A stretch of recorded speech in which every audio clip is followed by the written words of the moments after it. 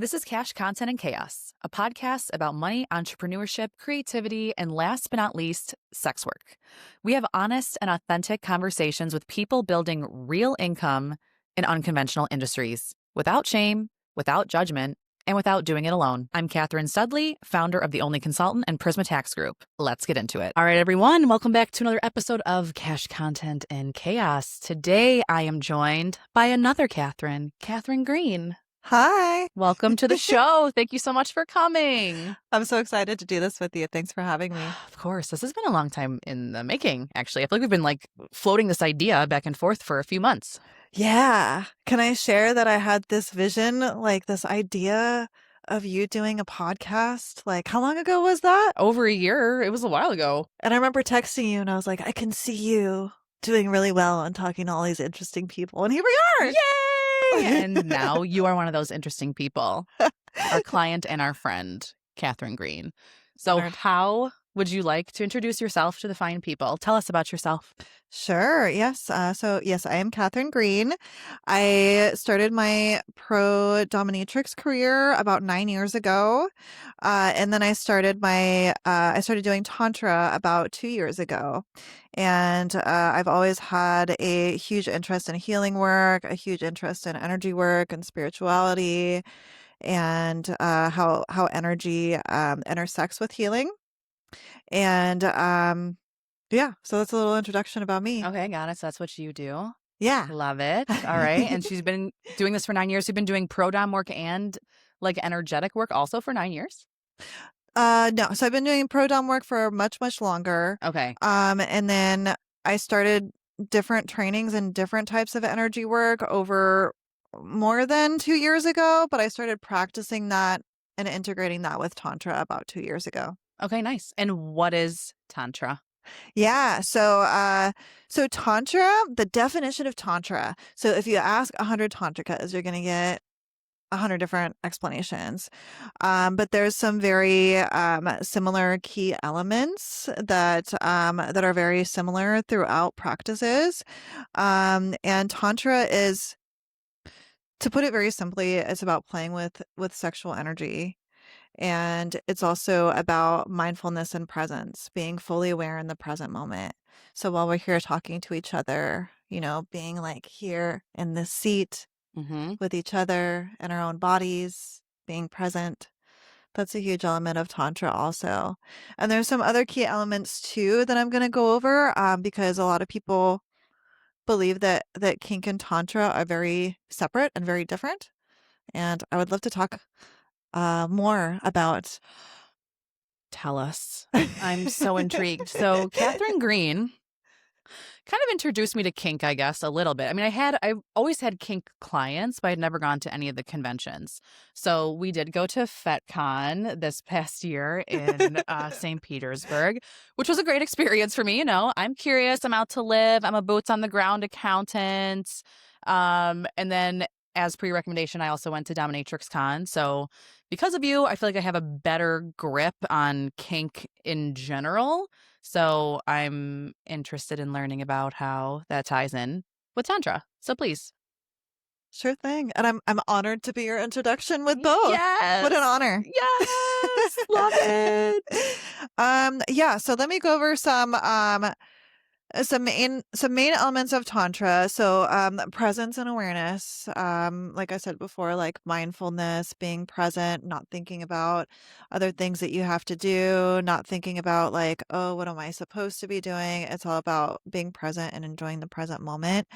Breath is a huge element of Tantra, and breath is a way to move energy, and it's also a way of connecting. So a connection exercise that I do with my clients and that people can do on a personal level is looking into each other's eyes and breathing together. That's a really great, effective, quick way to get in sync with one another. Another main element of Tantra is energy. So life force energy. Tantra works with Kundalini life force energy. So what I mean by that is when we talk about sexual energy, and it's so taboo in today's society, but it's so funny because that's how we're all here, right? Good point. Somebody had to have sex to have gotten us here. Mm-hmm. So a lot of mystics believe that sexual energy is creation energy. And so Tantra is a way to play with that intentionally, to either heal ourselves, to get to know ourselves better, or even to bring something into our life as a way of manifestation. So Tantra is a great way of playing with energy. Um, Also taking your time and enjoying the present moment. So slowness, connection, are some main elements of Tantra. Um, some things that are very similar, negotiation and consent. So I know that when you went to Fetish Con, I loved seeing you check out all the classes and just diving yourself into the learning. That was amazing. All in. I learned a lot. We jumped right in. So we did like humiliation classes, kindness and kink. I did a medical play class at Dominatrix Con, but it seems from my perspective and from what I learned and collected that kink is also very energetic. Yeah. And we learned about like the dom space and the subspace. So I guess in both of your lines of work, you are setting the tone for the space. So do you have to get into the same headspace yourself as someone who's like facilitating both like a session and a kink session and a tantra session? So that's a very good question. And it depends. And it depends on the scene because each when I do both and then I also do a combination of both. So Hmm. when I have a domination session, I have very specific kinks that someone wants to explore and their limits. So I always ask them the kinks that they're interested in exploring and what their hard limits are, and then from there I cater it to where that's coming from. And even two people with the same kinks can be interested in it for two different, like completely two different reasons, you know? Um, so yes, I will get into two completely different headspaces to answer your question. So Ooh, interesting. Wait, I want to take a step back because okay. you said that. So you are exploring the root of someone's kink in your sessions as well? Yeah, I do like to get into their head. So let me give you an example. Um, so cross dressers, for example, men, specifically men who like to explore wearing women's clothing. There's going to be so many different reasons why someone will do that. And if I approach it in the wrong way, it's not going to excite them as much as somebody else. For example, there are some cross dressers who just like the feeling of silk. They find the feeling of silk really erotic, or they really like how lace feels on them, or they really like exploring their femininity. And then there's some other cross dressers who they find the act of feminization really hot in a humiliation type of way, and they feel really slutty and they want to explore their slutty side. So if I'm approaching someone who's exploring their femininity and treating them like a slut, that's not why they're coming to me. Mm, You know what I mean? interesting. And are you asking this like up front, or is this something that you're like when you get to the session, or is this something ahead of the whole session itself? Yeah, so sometimes I'll do phone consultations with people, and if they share that they have a kink that I have further qualifying questions for example, cross-dressing, something that I'll ask them is, how do you feel when you cross-dress? Does it make you feel like one of the girls? Does it make you feel like a slut? What kind of materials do you like? And then that helps me get in their head more. Super fascinating. Okay, so that's how we're prepping for domination sessions. And then in turn, tantra sessions is same thing as we have like a phone consultation. Like how does walk me through? I'm interested in the logistics. Sure. Yeah. So for Tantra sessions, I also have them answer some questions. And I do also do phone consultations with some clients. And for that, usually I'm asking what their intention is. Like what are they wanting from the ceremony? Are they wanting to clear energy?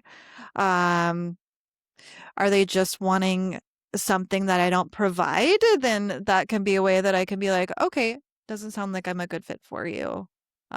but there are other people out there that I can provide that for. So asking their intention for the ceremony will help me understand if they're a good fit or not. Um, but Tantra, if it's just Tantra compared to a just kink session, a lot of my Tantra sessions are very similar, because I do explore connection exercises. We do intention setting, we do energy clearing. I tie in my Reiki training with it, so I do energy work on them. We experiment with sensations, body work, channeling that sensual energy in a way that clears it from their body also. So, my Tantra sessions are a lot more consistent, I guess I would say, for lack of a better word, than my kink sessions. I'd say pretty much every kink session is not going to look the same as the last one, even for repeat clients. All of their sessions are going to look Mm. different. So, Okay. so prepping for Tantra is a lot more energetic for me. I'm going to be clearing the space, making sure that it's a safe, protected space for them to open up their energy for me to come in and work on them. It's going to be a lot more based on comfort. It's going to be a lot more energetic. Um, and making sure that they can feel extra relaxed, extra pampered. The intention and the energy flow is going to be a lot more different when prepping for tantra than prepping for kink. Okay. And you said that sometimes you do combo sessions. So how does Yeah. that work? What comes first? Yeah. So some kinks flow well with tantra and some don't. Okay. And this is what I explain to my clients. So usually if they are curious about kink, because I link my two websites together. I don't have one website for all of it because that can overwhelm either or, you know? Um, but clients that are interested in kink, usually they'll tell me and I'll ask them for an example. So kinks that don't go flow well with tantra, non-sensual kinks. So humiliation, degradation, that doesn't flow super well with presence, intention, the relaxation and um pampering and allowing ourselves pleasure and all of that stuff. That is more of, and it's also a way of exploring energy too, but it doesn't fit into the tantra space as well. But there are other kinks that do flow well with it, like impact play, surprisingly, like spanking, Hmm. whipping, even nails or nipple grabs or something like that, because pain and pleasure together, they can heighten each other. So pain really can be experimented with in the tantra space. Hmm. Some people really like feet. That can be really sensual for them. So playing with feet in the tantra space can work really well with it. Um, and something that I was going to bring up about similarities is negotiation and consent. So that can flow. That is an important element for both kink and tantra. So that can be something as simple as, like, let me give you an example. Okay. Like for sharing a desire. Like if I said, I would really like to hold your hand platonically right now. Would you hold my hand platonically? I will. Great. Cute. And then so that's consensual, right? So then Hmm. you're feeling into your body. And if you didn't feel like holding my hand platonically at that time, you could say, no right now, and then what someone can say is, oh, thank you for taking care of yourself, because it's not really a rejection. It's just Mm. feeling into your own body as a yes or a no, which is an element of tantra also, to feel in how your own body's feeling, what feels like a yes to you, what feels like a no, and really honoring and respecting your boundaries. So the negotiation part is a lot more thorough with kink because there's so many other possibilities, but it still flows over to tantra really well also. Okay. And in both scenarios, you are creating and cultivating the space as well. So you talked about like working on your own energy. What about the space itself? I mean, Yes, I don't know. Do you do tantra in a dungeon? Probably not. correct. Maybe. I do Okay. not do Okay. tantra in the dungeon. Um, just energetically, it's not the right space for it, Okay. you know? Makes sense. So I do tantra in more of what I call a healing room. Mm. So I do clearing on the room beforehand, and the type of Reiki that I use crystals. I do a crystal grid on someone's body, and I use pendulums to pull up stagnant energy into those crystals. And so between or after each session, I will clear the crystals with Palo Santo. I'll rinse them off. I'll make sure that they're clear so that they're not having anyone else's gunk when I put them on somebody else. I'll clear myself. I'll clear the space. I'll make sure that everything feels clear, comfortable, and also put up energetic boundaries around the room so that when I open up their energy body is safe for me to come in and work on them. Wow. You probably change people's lives. How many people cry or like feel very like like what are like the reactions that people are having like in these sessions? It varies, but I have been extremely honored to witness the variety of the reactions. Sometimes people are like, have you ever gotten a really good massage and after you're just Yeah. like you can barely move, like you could just see it in your face. It looks like you just took a whole bar of Yeah. Xanax. Yeah. You're just like Gumby. You're just like melted it type of Yeah. thing. I've seen people react like that. I have seen people cry. I have a cool story if you want to hear. Please. So I had a guy come in for a kink session that turned into a tantra session. Ooh. So this guy, he came in and he was very open to exploring multiple different things, but his main kink that he wanted to explore was bondage. And he liked really hardcore bondage. He liked feeling like he was completely helpless and unable to move. So I used rope, I tied him to the table, and then I actually mummified him with saran wrap. So I added saran wrap around him too, so that he was completely like in a little cocoon, you Mm-hmm. know?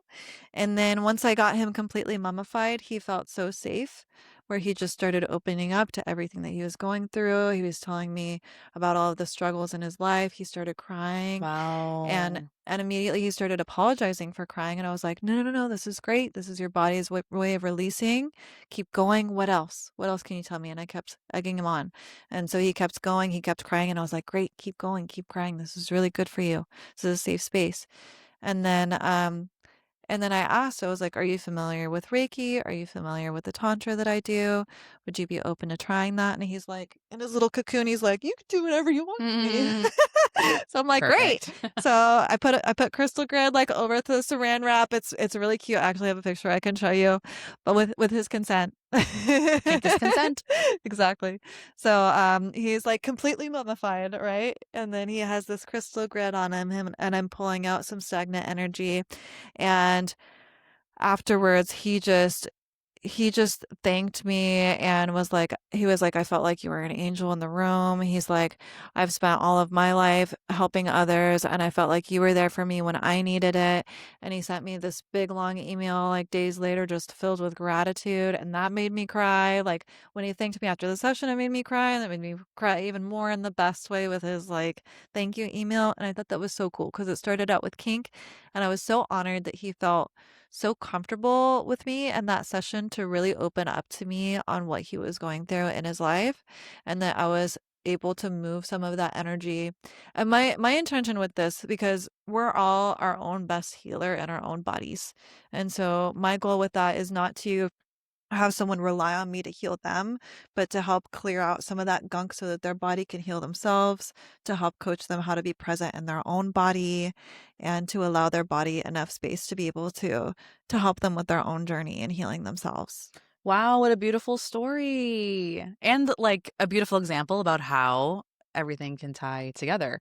But again, it's coming from you to create that energetically for someone to be so open on like two different sides of the spectrum. Like it starts on one and then it ends on the other. It's really Wow, cool. amazing, Katherine Green. Thank you, Catherine. Yes, Catherine and Catherine spelled exactly the same way too. Choose your adventure. Yeah, that's what we were saying. In fact, yeah, you're like in like leather. I was in like a sundress.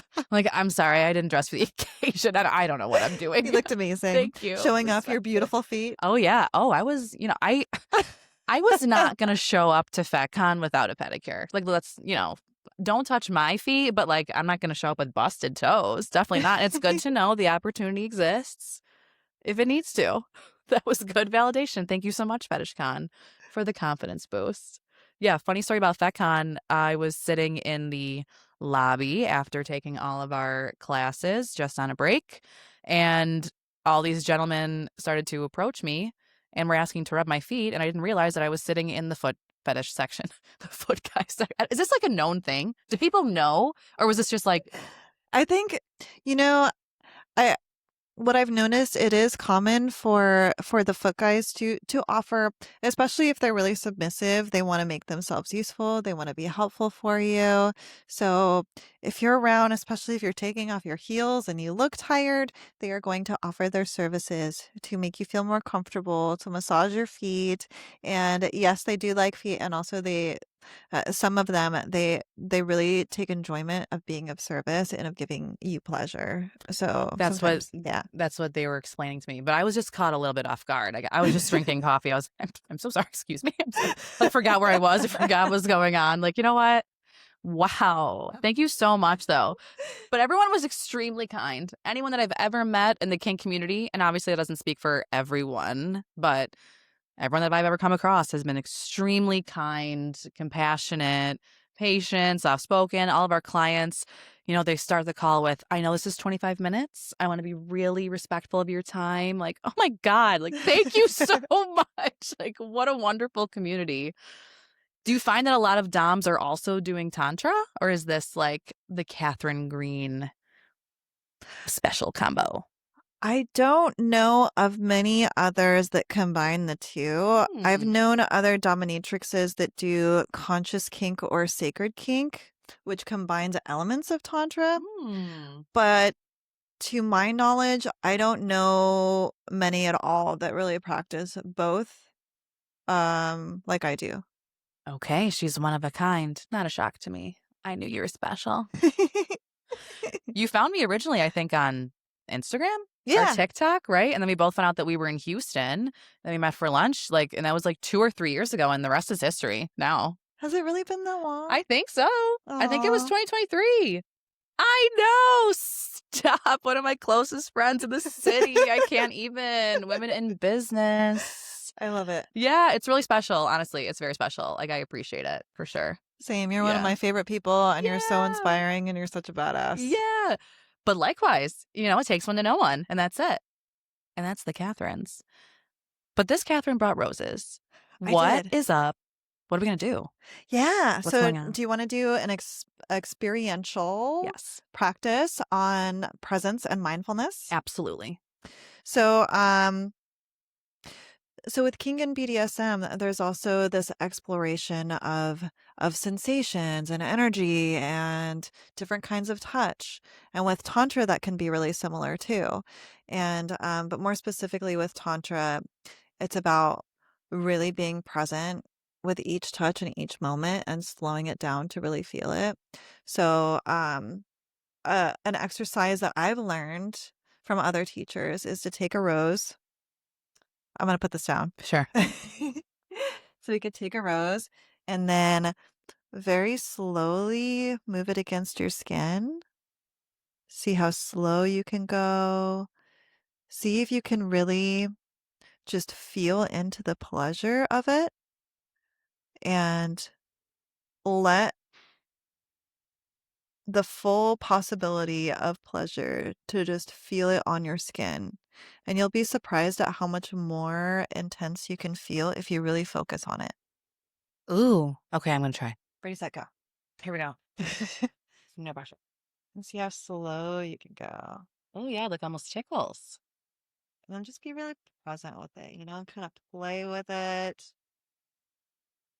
See if you go lighter. See just how much touch you need to actually feel anything. Try different parts of your body. Yeah, smell. It's a different Yeah. sensation.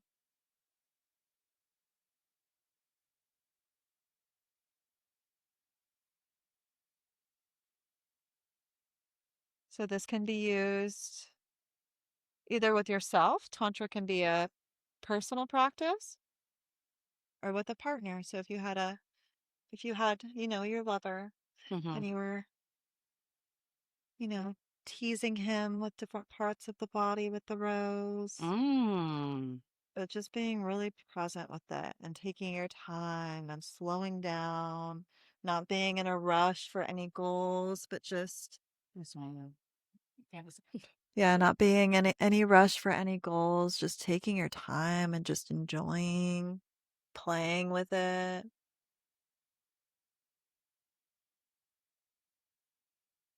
Seeing how much more intense it is when you really slow down and really stay within your own body.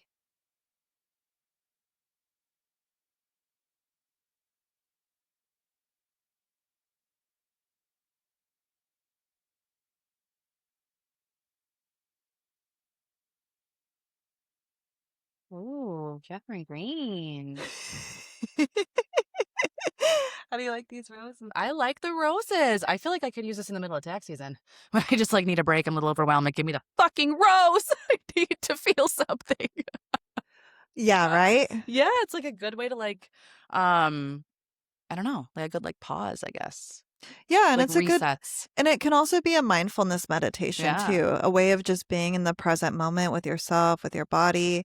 And pleasure can intensify when you really focus on it and you really practice on allowing yourself to feel it and sit with it. Thanks for listening to Cash Content and Chaos. If you had fun, be sure to subscribe, leave a review, and share this episode with someone who would love it too. Don't forget to follow me on Instagram at TikTok at the_only_consultant.